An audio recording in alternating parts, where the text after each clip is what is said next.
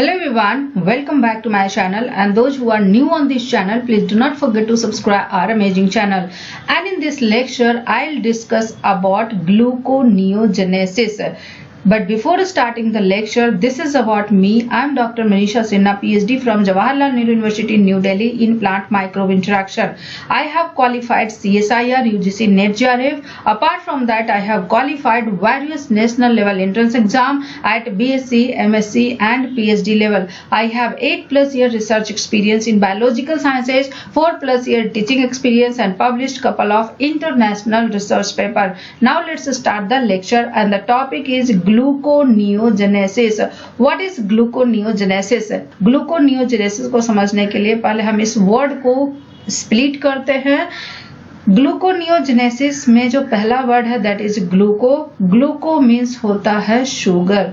Second word is neo. Neo means होता है new. And the third word is genesis. Genesis मतलब होता है क्या? जेनेसिस मतलब होता है फॉर्मेशन. मीन्स ग्लूकोनियोजेनेसिस का मतलब क्या हुआ? ग्लूकोनियोजेनेसिस का मतलब हुआ it is the formation of new sugar. Formation of new sugar is basically gluconeogenesis. अब सवाल ये है कि फॉर्मेशन ऑफ न्यू शुगर का मतलब क्या है? मीन्स शुगर का formation from the non carbohydrate precursor. अगर प्रिकर्सर मॉलिक्यूल जो होते हैं वो नॉन कार्बोहाइड्रेट है और नॉन कार्बोहाइड्रेट से अगर शुगर मॉलिक्यूल बनता है तो इनको हम बोलते हैं gluconeogenesis.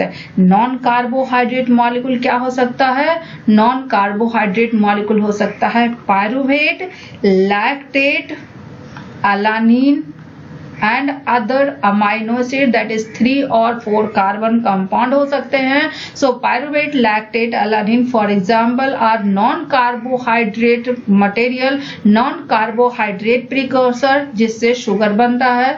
So formation of new sugar is the gluconeogenesis या formation of sugar from non carbohydrate precursor is the gluconeogenesis.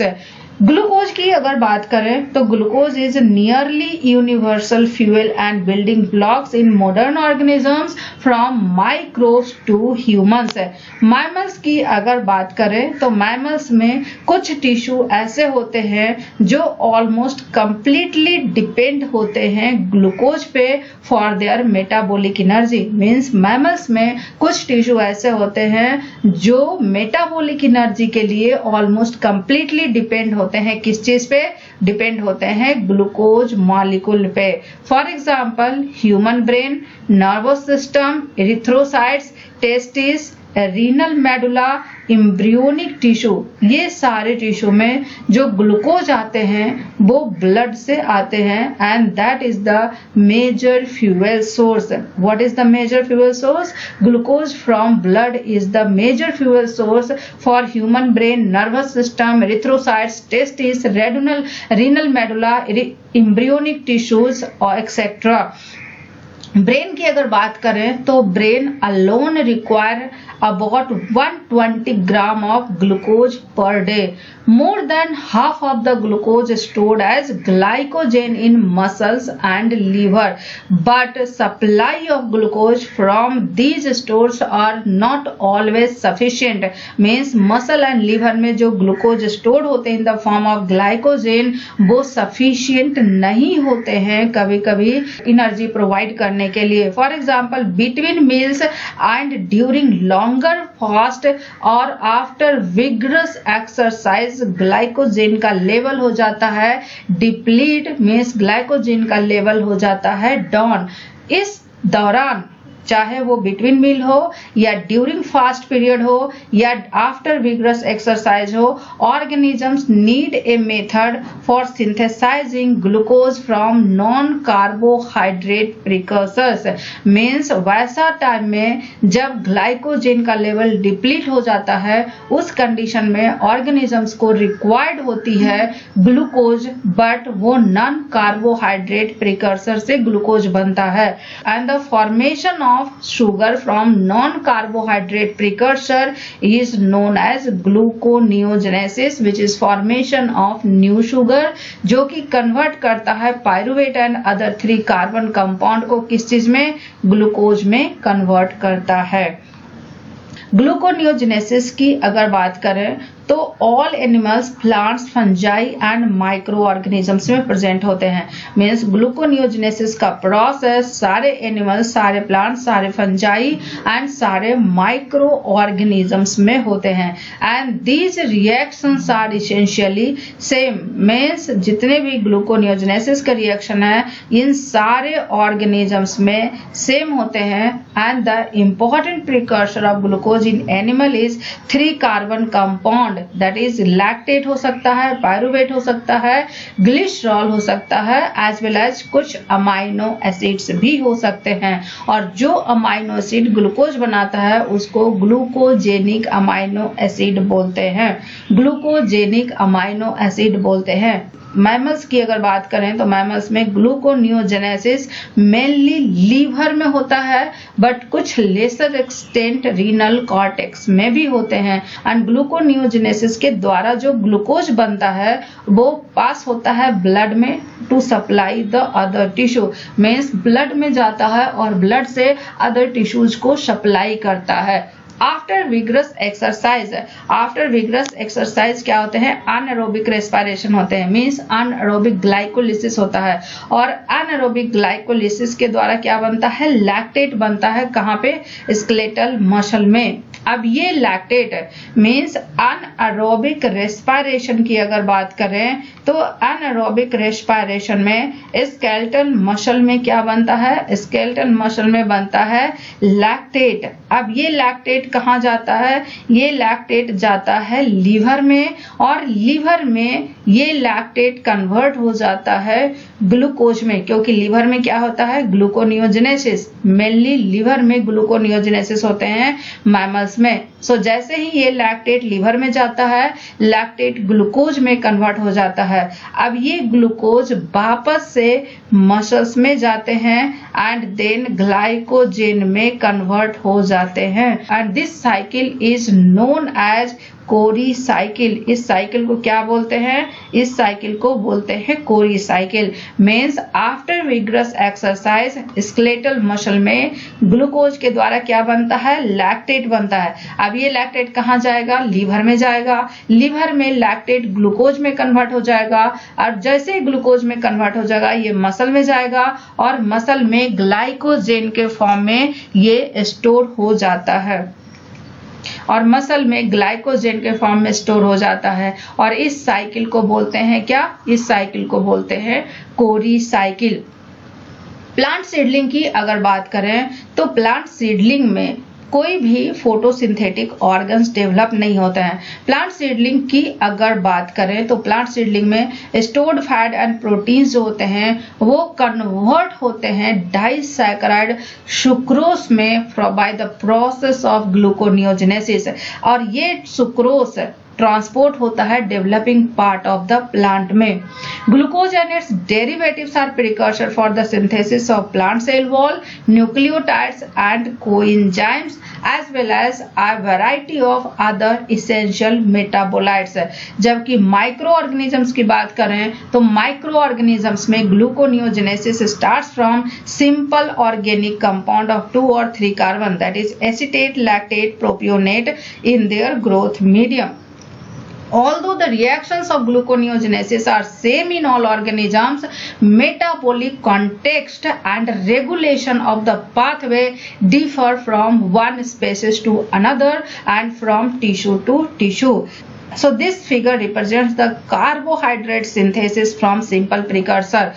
So mainly gluconeogenesis में क्या होता है, glucogenic amino acid citric acid cycle में इंटर करते हैं।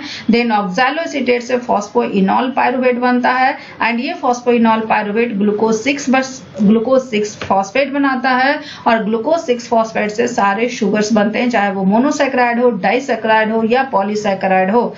एनिमल्स की अगर बात करें तो एनिमल्स में दो सोर्स होते हैं ग्लूकोनियोजेनिक पाथवे के लिए, मींस ग्लूकोजेनिक प्रिकर्सर दो होते हैं, या तो लैक्टेट हो सकता है या तो पायरुवेट हो सकता है या फिर अदर अमाइनो एसिड्स भी हो सकते हैं। लेकिन पायरुवेट ऑक्सैलोएसीटेट में कन्वर्ट होता है एंड ऑक्सैलोएसीटेट फॉस्फोइनॉल पायरुवेट में कन्वर्ट होगा, देन ग्लूकोज 6 फॉस्फेट बनेगा एंड देन अदर शुगर्स बनेंगे। जबकि प्लांट्स की अगर बात करें तो प्लांट्स में कार्बन डाइऑक्साइड फिक्सेशन होता है एंड कार्बन डाइऑक्साइड फिक्सेशन के थ्रू बनता है क्या, three phosphoglycerate, that is 3-PGA, three phosphoglyceric acid.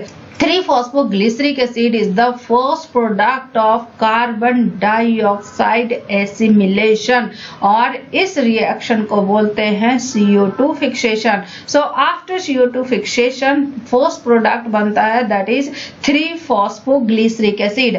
अब ये 3-phosphoglyceric acid ग्लूकोज 6 फॉस्फेट बनाएगा और ग्लूकोज 6 फॉस्फेट से अदर डाइसैकेराइड्स बनते हैं। So this is the pathway of gluconeogenesis। Gluconeogenesis की अगर बात करें तो ग्लूकोनियोजेनेसिस के पहले हम ग्लाइकोलिसिस को समझते हैं। पाथवे में जो पिंक कलर से रिप्रेजेंट किया हुआ है दे रिप्रेजेंट्स ग्लाइकोलिटिक पाथवे, जो ब्लू कलर से रिप्रेजेंट किया है दे रिप्रेजेंट्स ग्लूकोनियोजेनेसिस पाथवे।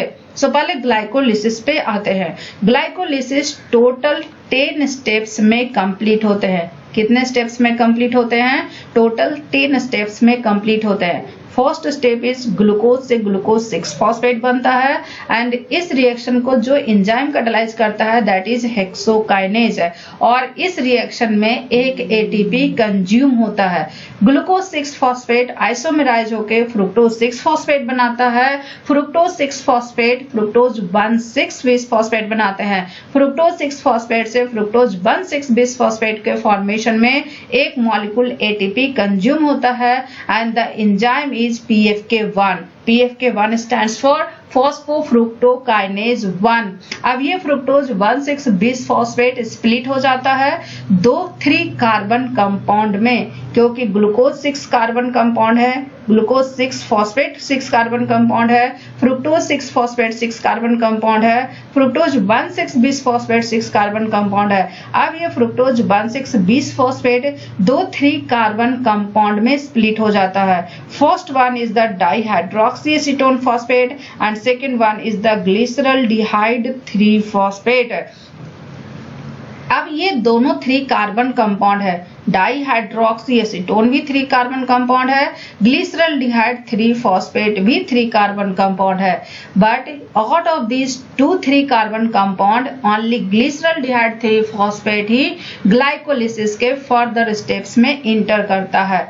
तो सवाल यहाँ पे ये है कि इस डाइहाइड्रोक्सी एसीटोन फॉस्फेट का क्या होगा। ये डाइहाइड्रोक्सी एसीटोन फॉस्फेट पहले कन्वर्ट होता है ग्लिसरल्डिहाइड 3-फॉस्फेट में एंड देन रिमेनिंग पाथवे में इंटर करता है। ग्लिसरल्डिहाइड 3-फॉस्फेट कन्वर्ट होता है 1,3-बिसफॉस्फोग्लिसरेट में एंड इस रिएक्शन में एक इनऑर्गेनिक फॉस्फेट यूज होता है और एक NADH बनता है।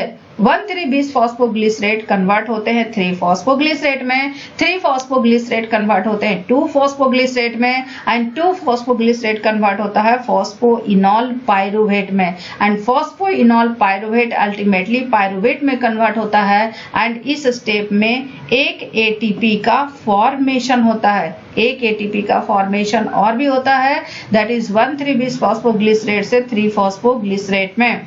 सो ये जो 3 स्टेप हैं out of 10 steps these 3 steps are irreversible.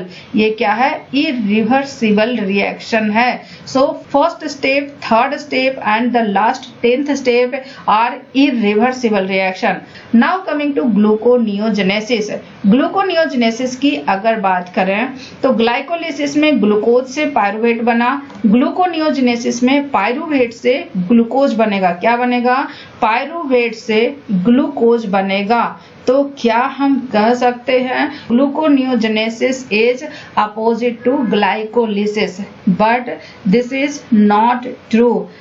Gluconeogenesis identical नहीं है ग्लाइकोलिसिस के, means gluconeogenesis and glycolysis are not identical pathway running in opposite direction, but most of the steps in gluconeogenesis similar होते हैं as glycolysis. For example, first step, third step and 10th step, ये 3 step को छोड़कर बाकी सारे opposite direction में run करते हैं. जो स्टेप इरिवर्सिबल है ग्लाइकोलिसिस में, वो अपोजिट डायरेक्शन में रन नहीं करता है. सो ग्लाइकोलिसिस का 3 रिएक्शन है जो इसेंशियली इरिवर्सिबल होता है in vivo and can not be used in glycolysis. So first step is the conversion of glucose to glucose 6-phosphate by hexokinase. Second one is the conversion of fructose 6-phosphate से fructose 1,6-bisphosphate by PFK1, and third step is conversion of phosphoenol pyruvate to pyruvate by pyruvate kinase. अब ये irreversible क्यों होता है? क्योंकि इनका delta G काफी negative होता है, और डेल्टा जी काफी निगेटिव होता है, इसीलिए ये इरिवर्सिबल होता है. बट अदर ग्लाइकोलिटिक रिएक्शन जो होते हैं, दिस ग्लाइकोलिटिक रिएक्शंस के लिए डेल्टा जी नियरली 0 होते हैं, इसीलिए ये रिवर्सिबल रिएक्शंस होते हैं. So glycolysis and gluconeogenesis both are irreversible process in cells. In animals, both pathway occur largely in the cytosol, जो कि necessitate करता है reciprocal and coordinated regulation. Means glycolysis and gluconeogenesis both pathway कहाँ होते हैं? Cytosol में होते हैं. ग्लाइकोलिसिस तो एक्सक्लूसिवली साइटोसोल में होता है, बट ग्लूकोनियोजेनेसिस भी साइटोसोल में होता है एक्सेप्ट सम स्टेप्स. और इन 3 स्टेप्स को हम बोलते हैं बाईपास रिएक्शन. सो ग्लूकोनियोजेनेसिस में 3 बाईपास रिएक्शन है. First bypass reaction is from pyruvate to phosphoenolpyruvate. Second bypass reaction is from fructose 1,6-bisphosphate से fructose 6-phosphate, and third bypass reaction is from glucose 6-phosphate से glucose. पहले आते हैं first bypass reaction पे, that is formation of phosphoenol pyruvate from the pyruvate. pyruvate से phosphoenol pyruvate का conversion is the first bypass reaction in gluconeogenesis. अब सवाल ये है कि हमें बनाना है फॉस्फोइनॉल पाइरुवेट, और ये किससे बनेगा? पाइरुवेट से बनेगा. सो फॉस्फोइनॉल पाइरुवेट के फॉर्मेशन का 2 रूट होता है. एक तो बनेगा फॉस्फोइनॉल पाइरुवेट के 2 रूट होते हैं. एक तो बनेगा पाइरुवेट या अलानीन से, और दूसरा बनेगा लैक्टेट से. लैक्टेट कब प्रोड्यूस होता है? लैक्टेट प्रोड्यूस होता है during an aerobic respiration in glycolysis. Glycolysis के प्रोसेस में जब अनएरोबिक होता है, लैक्टेट या इथाइल अल्कोहल बनता है. So in muscle cells anaerobic respiration के बाद लैक्टेट का फॉर्मेशन होता है. सो टोटल 2 रूट है फॉस्फोइनॉल पाइरुवेट बनने का. First one is the pyruvate या alanine, and second one is the lactate. It means कि हम बोल सकते हैं ग्लूकोजेनिक प्रिकर्सर 2 है. एक तो पाइरुवेट हो सकता है और दूसरा लैक्टेट हो सकता है. दोनों को हम 1 by 1 देखेंगे. पहले हम जानते हैं कि अगर ग्लूकोजेनिक प्रिकर्सर पाइरुवेट है तो क्या होगा. सो दिस इज द माइटोकॉन्ड्रिया. ये क्या है? ये माइटोकॉन्ड्रिया का स्ट्रक्चर है. Outer membrane, inner membrane, and this one is the matrix. और माइटोकॉन्ड्रिया के बाहर क्या होगा? माइटोकॉन्ड्रिया के बाहर होगा साइटोसोल. साइटोसोल में होता है ग्लाइकोलिसिस. साइटोसोल में क्या होता है? ग्लाइकोलिसिस. और ग्लाइकोलिसिस से क्या होते हैं? ग्लूकोज कन्वर्ट होता है पाइरुवेट में. ग्लूकोज किस चीज में कन्वर्ट होता है? पाइरुवेट में. इट मीन्स कि साइटोसोल में क्या है? पाइरुवेट. अब पाइरुवेट से ही हमें फॉस्फोइनॉल पाइरुवेट बनाने हैं, but pyruvate directly phosphoenol pyruvate में कन्वर्ट नहीं होता है, ये 2 स्टेप में कन्वर्ट होता है। First step is the pyruvate से ऑक्सैलो एसीटेट बनते हैं and this reaction is catalysed bye enzyme pyruvate carboxylase. But pyruvate carboxylase की खास बात यह है कि ये साइटोसोल में नहीं होता है, बल्कि ये माइटोकॉन्ड्रियल मैट्रिक्स में होता है। कहाँ होता है? माइटोकॉन्ड्रियल मैट्रिक्स में होता है। तो सवाल ये है कि पायरुवेट कार्बोक्सिलेज अगर माइटोकॉन्ड्रियल मैट्रिक्स में होता है तो पायरुवेट ऑक्सैलो एसीटेट में कैसे कन्वर्ट होगा? पायरुवेट पहले जाएगा माइटोकॉन्ड्रियल मैट्रिक्स में बाय पायरुवेट ट्रांसपोर्टर, क्योंकि आउटर माइटोकॉन्ड्रियल मेम्ब्रेन तो परमिएबल होता है, तो साइटोसोल से इंटर मेम्ब्रेन स्पेस तक पहुंच जाएगा pyruvate, but inner mitochondrial membrane is selectively permeable. Inner mitochondrial membrane में इस पायरुवेट के लिए ट्रांसपोर्टर होता है, that transporter is pyruvate transporter. अब उस ट्रांसपोर्टर से जाता है कहां पे? माइटोकॉन्ड्रियल मैट्रिक्स में। जैसे ही पायरुवेट माइटोकॉन्ड्रियल मैट्रिक्स में जाएगा, ये पायरुवेट कार्बोक्सिलेज एंजाइम के प्रेजेंस में पायरुवेट से ऑक्सैलो एसीटेट बन जाएगा। एक पायरुवेट से एक ऑक्सैलो एसीटेट बनेगा, इट मींस कि 2 पायरुवेट से 2 ऑक्सैलो एसीटेट बनेंगे। पायरुवेट से ऑक्सैलो एसीटेट बनने में एक एटीपी खर्च होता है। क्या होता है? एक एटीपी खर्च होता है। अब नाउ ऑक्सैलो एसीटेट कहाँ है? ऑक्सैलो एसीटेट है ये माइटोकॉन्ड्रियल मैट्रिक्स में, बट ऑक्सैलो एसीटेट अब बाहर कैसे आएगा? क्योंकि other remaining reaction of gluconeogenesis takes place in where? It takes place in cytosol. तो अब इस ऑक्सैलो एसीटेट को साइटोसोल में आना पड़ेगा। अब ये कैसे आएगा? ऑक्सैलो एसीटेट के लिए कोई ट्रांसपोर्टर नहीं होता है माइटोकॉन्ड्रिया के इनर मेम्ब्रेन में, तो ये ऑक्सैलो एसीटेट पहले कन्वर्ट हो जाएगा किस चीज में? ये कन्वर्ट हो जाएगा मैलेट में बाई माइटोकॉन्ड्रियल मैलेट डिहाइड्रोजिनेज। किससे होगा convert? By mitochondrial malate dehydrogenase. और जब ऑक्सैलो एसीटेट मैलेट में कन्वर्ट होता है तो एक NADH यूज होता है और यहाँ पे NAD+ रिलीज होगा। माइटोकॉन्ड्रियल मैट्रिक्स में क्या बना? मैलेट बना। अब ये मैलेट के लिए ट्रांसपोर्टर होता है माइटोकॉन्ड्रियल इनर मेम्ब्रेन में। माइटोकॉन्ड्रियल इनर मेम्ब्रेन से मैलेट कहाँ आएगा? साइटोसोल में आएगा।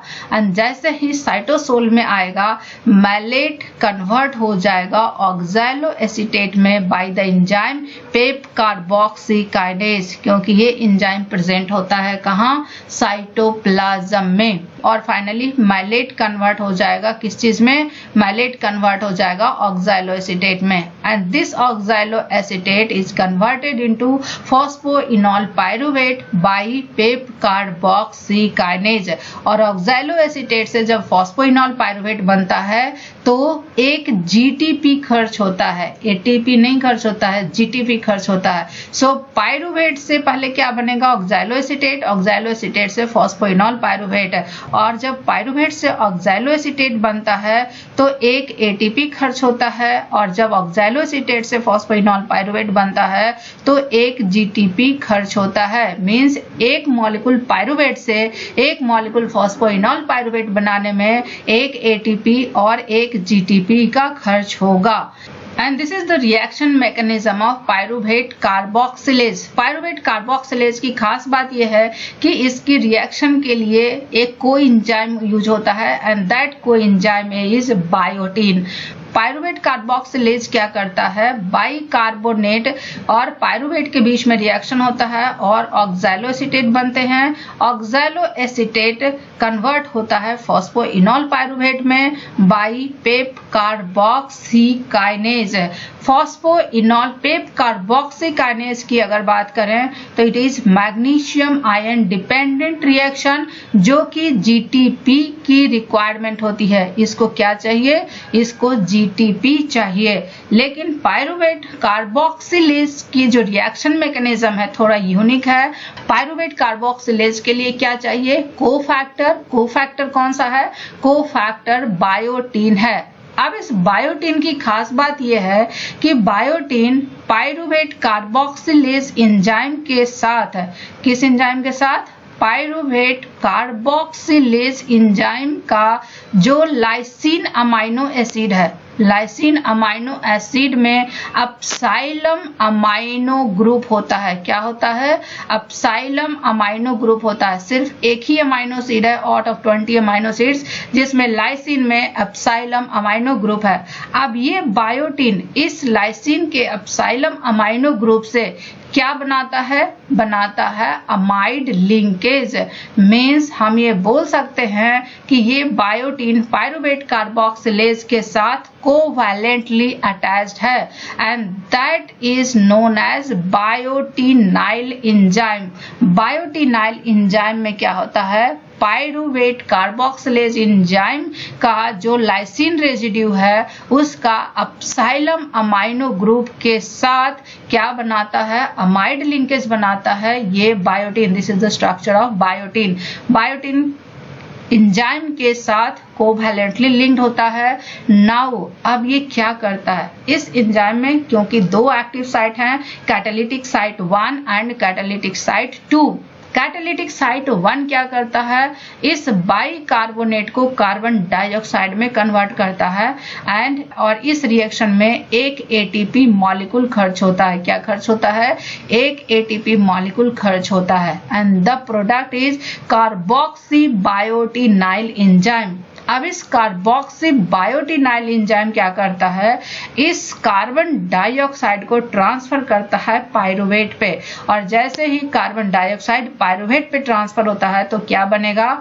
ये बनेगा oxaloacetate and the biotinyl enzyme free हो जाएगा for the next reaction and the standard free energy for this reaction is quite high but under physiological condition very low concentration of oxaloacetate, that is delta G, and the reaction is readily reversible.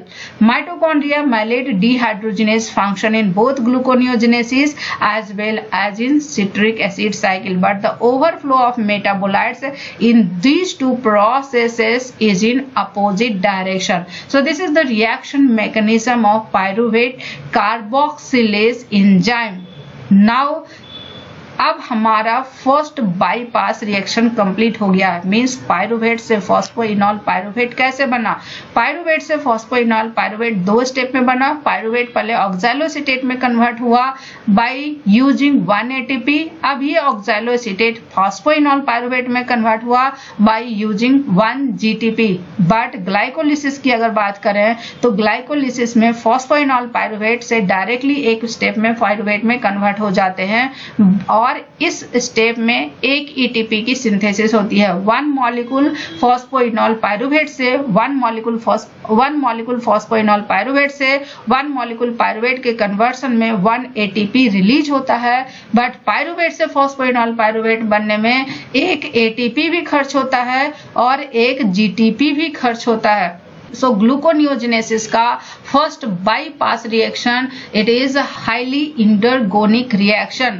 So overall reaction की अगर बात करें first bypass reaction का pyruvate से convert pyruvate से क्या बनता है? फॉस्फोइनॉल पायरूवेट है और इसमें एक एटीपी एक जीटीपी खर्च होता है। So two high energy phosphate equivalents 1 from ATP and 1 from GTP each yielding about 50 kilojoule per mole under cellular condition must be expanded to phosphorylate 1 molecule of pyruvate to phosphoenol pyruvate.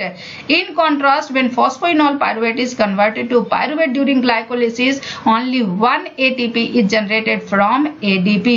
So although the standard free energy change that is delta prime G that is delta G prime naught of the two-step path from pyruvate to phosphoenol pyruvate is 0.9 kilojoule per mole, but actual free energy change that is delta G is calculated and it is -24 5 kilo joule per mole, जो कि very strongly negative value है।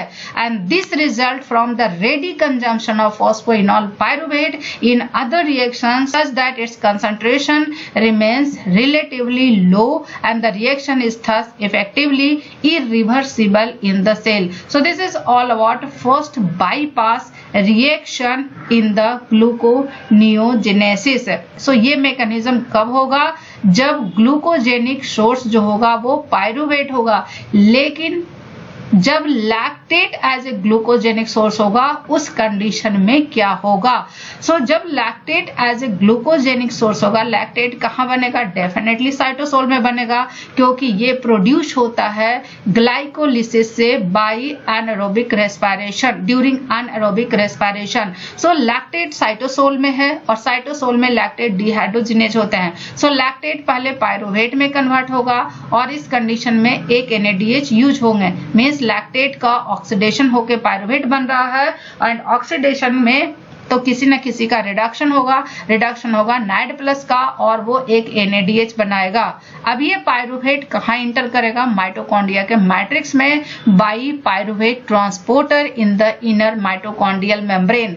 अब ये जैसे ही pyruvate mitochondrial matrix में आएंगे तो pyruvate carboxylase के थ्रू पायरुवेट ऑक्सैलो एसीटेट में कन्वर्ट हो जाएगा और ये ऑक्सैलो एसीटेट फॉस्फोइनोल पायरुवेट में कन्वर्ट हो जाएंगे और इस रिएक्शन को जो एंजाइम कैटालाइज करता है दैट इज माइटोकॉन्ड्रियल PEP कार्बोक्सीकाइनेज, और जैसे ही फॉस्फोइनोल पायरुवेट बनेगा ये साइटोसोल में आ जाएगा। सो this is the pathway when lactate is glucogenic source है। जब पायरुवेट ग्लूकोजेनिक सोर्स है तो पायरुवेट माइटोकॉन्ड्रियल मैट्रिक्स में जाएगा, देन ऑक्सैलोएसीटेट बनेगा, देन मैलेट बनेगा, मैलेट वापस आएगा साइटोसोल में एंड देन ऑक्सैलोएसीटेट बनेगा एंड ऑक्सैलोएसीटेट के डीकार्बोक्सिलेशन से फॉस्फोइनोल पायरुवेट बनेंगे। सो ये कार्बन डाइऑक्साइड जो रिलीज हुआ है ये वही कार्बन डाइऑक्साइड है जो पायरुवेट में कार्बन डाइऑक्साइड ऐड हुआ है और ऑक्सैलो एसीटेट बना है। So this is all about first bypass reaction. Now the second bypass reaction is formation of fructose 6-phosphate from fructose 1,6-bisphosphate, means fructose 1,6-bisphosphate fructose 6-phosphate में convert होते हैं और fructose 1,6-bisphosphate fructose 6-phosphate में कैसे convert होता है? क्योंकि fructose के दो पोजीशन पे फॉस्फेट ग्रुप अटैच है, एक कार्बन नंबर 1 पे और एक कार्बन नंबर 6 पे। कार्बन नंबर 1 का फॉस्फेट ग्रुप रिमूव करते हैं by hydrolysis and the enzyme is fructose one six bisphosphatases. Glycolysis में फ्रुक्टोज 6-फॉस्फेट फ्रुक्टोज 1,6-बिसफॉस्फेट में कन्वर्ट होता है बाई PFK1 एंजाइम और इस रिएक्शन में एक ATP खर्च होता है। बट फ्रुक्टोज 1,6-बिसफॉस्फेट फ्रुक्टोज 6-फॉस्फेट में कन्वर्ट होता है बाय द एंजाइम फ्रुक्टोज 1,6-बिसफॉस्फेटेजेस और यहाँ पे जो फॉस्फेट ग्रुप रिमूव होता है वो कार्बन नंबर 1 ऑफ फ्रुक्टोज 1,6-बिसफॉस्फेट से रिमूव होता है and this is basically hydrolysis reaction and the overall standard free energy change is minus 16.3 kilojoule per mole, which is a highly negative value, or that's why this reaction is irreversible reaction. Now the third bypass reaction is conversion of glucose 6-phosphate से glucose 6-phosphate से glucose बनने का जो reaction catalyse होता है that is glucose 6-phosphatases। Glucose six phosphatase क्या करता है? ग्लूकोज के 6 नंबर कार्बन पे जो फॉस्फेट ग्रुप होता है उसको रिमूव करता है और ग्लूकोज में कन्वर्ट होता है and the enzyme is glucose six phosphatase. So इस रिएक्शन की अगर बात करें तो इस रिएक्शन का भी जो स्टैंडर्ड डेल्टा जी होते हैं, स्टैंडर्ड फ्री एनर्जी चेंज होते हैं, they are also highly negative which is minus 13.8 kilojoule per mole and this enzyme is magnesium ion activated enzyme and it is present on the luminal side of endoplasmic reticulum of hepatocytes and renal cells. Muscles and brain tissue do not contain this enzyme, so cannot carry out gluconeogenesis, means muscles and brain tissue में ये enzyme नहीं होता है, glucose 6 फॉस्फेटेजेस नहीं होते हैं, इसीलिए muscles and brain tissue में ग्लूकोनियोजेनेसिस नहीं होता है। ग्लूकोनियोजेनेसिस कहाँ होता है? ग्लूकोनियोजेनेसिस होता है मेनली लिवर सेल्स में। Glucose produced by gluconeogenesis in liver और किडनी और ingested in the diet is delivered to brain and muscles through blood stream, blood के थ्रू ब्रेन में जाता है। So this is all the 3 bypass reaction. This is the first bypass reaction, this is the second bypass reaction and this is the third bypass reaction of gluconeogenesis. Gluconeogenesis की अगर बात करें तो they are energetically expensive process. Glycolysis क्या होता है? Glycolysis में होते हैं ग्लूकोज से बनता है क्या? ग्लूकोज से बनता है पायरुवेट। लेकिन ग्लूकोनियोजेनेसिस में क्या होता है? ग्लूकोनियोजेनेसिस की अगर बात करें तो ग्लूकोनियोजेनेसिस में पायरुवेट से बनता है क्या? पायरुवेट से बनता है ग्लूकोज। सो इन दोनों का स्टैंडर्ड फ्री एनर्जी चेंज देते हैं, रिक्वायरमेंट ऑफ एनर्जी देखते हैं। पहले आते हैं ग्लूकोनियोजेनेसिस पे। ग्लूकोनियोजेनेसिस में 2 मॉलिक्यूल पायरुवेट, पायरुवेट क्योंकि 3 कार्बन कंपाउंड है, 2 मॉलिक्यूल पायरुवेट ग्लूकोज में कन्वर्ट होते हैं। Glucose is the 6 carbon compound. So basically 2 molecule pyruvate 1 molecule glucose में कन्वर्ट होता है और इस कन्वर्शन के लिए 4 ATP की रिक्वायरमेंट होती है, 2 GTP की रिक्वायरमेंट होती है एंड 2 NADH की रिक्वायरमेंट होती है। अब आते हैं ग्लाइकोलिसिस पे। ग्लाइकोलिसिस में ग्लूकोज 1 मॉलिक्यूल ग्लूकोज जो कि 6 कार्बन कंपाउंड है, 2 molecule 3 carbon compound that is pyruvate में कन्वर्ट होता है और इस कन्वर्शन में 2 ATP एंड 2 NADH निकलते हैं। एंड एनर्जी वाइज देखें तो ग्लूकोनियोजेनेसिस में total 6 high energy phosphate group involve है, बट ग्लाइकोलिसिस में सिर्फ 2 हाई एनर्जी फॉस्फेट ग्रुप बनता है। NADH का नंबर सेम है, इसमें भी 2 NADH लगता है और इसमें 2 NADH रिलीज होता है। So gluconeogenesis is highly expensive process as compare to glycolysis. Glycolysis में सिर्फ 2 ATP निकलते हैं, लेकिन ग्लूकोनियोजेनेसिस में 6 हाई एनर्जी ग्रुप लगते हैं जिसमें 4 ATP एंड 2 GTP होता है। So synthesis of glucose from pyruvate is relatively expensive process. Much of this energy cost is necessary to ensure the irreversibility of gluconeogenesis. Under intracellular condition, overall free energy change of glycolysis is at least minus 63 kilojoule per mole. Under the same condition, the overall delta G of gluconeogenesis is minus 16 kilojoule per mole. It means कि both glycolysis and gluconeogenesis are essentially irreversible processes in the cell.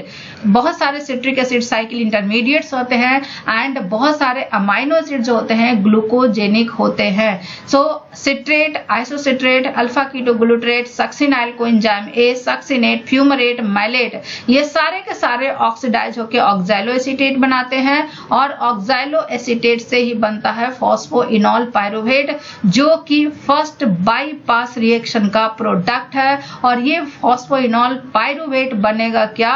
ये phosphoenol pyruvate बनाएगा glucose. Amino acids की अगर बात करें तो बहुत सारे अमाइनो एसिड्स ग्लूकोजेनिक होते हैं। एग्जाम्पल के तौर पर अलानिन की अगर बात करें तो अलानिन माइटोकॉन्ड्रियल मैट्रिक्स में होता है और अलानिन का ट्रांस एमिनेशन रिएक्शन होते हैं। क्या होते हैं? ट्रांस एमिनेशन के थ्रू अलानिन पायरुवेट में कन्वर्ट हो जाता है। ट्रांस एमिनेशन क्या होता है? जो अमाइनो ग्रुप होते हैं ये अमाइनो ग्रुप ट्रांसफर होता है किस पे? अल्फा कीटोग्लूटारिक एसिड पे। अल्फा कीटोग्लूटारिक एसिड पे ट्रांसफर होता है तो ये बनाता है ग्लूटामेट। सो अलानिन बाय ट्रांसएमिनेशन पायरुवेट बनाता है और ये पायरुवेट से क्या बनेगा? ये पायरुवेट से बनेगा phosphoenolpyruvate. Many citric acid cycle intermediates and amino acids are glucogenic precursors. Glycolysis and gluconeogenesis की रेगुलेशन की बात करें तो दे आर रेसिप्रोकली रेगुलेटेड। एक एग्जांपल से समझते हैं। दैट इज फ्रुक्टोज 6 फॉस्फेट से फ्रुक्टोज 1,6 बिस फॉस्फेट जो बनता है in the presence of enzyme PFK1, इसमें एक ATP खर्च होता है। फ्रुक्टोज 1,6 बिस फॉस्फेट से फ्रुक्टोज 6 फॉस्फेट बनता है तो उसमें ATP खर्च नहीं होता है मीन्स, और इन दोनों का अगर सम करें तो there is requirement of 1 ATP molecule means there is a hydrolysis of 1 ATP molecule। so ये दोनों प्रोसेस कभी भी साइमल्टेनियसली हाई रेट में नहीं होंगे। अगर साइमल्टेनियसली होंगे तो there is consumption of ATP and the production of heat.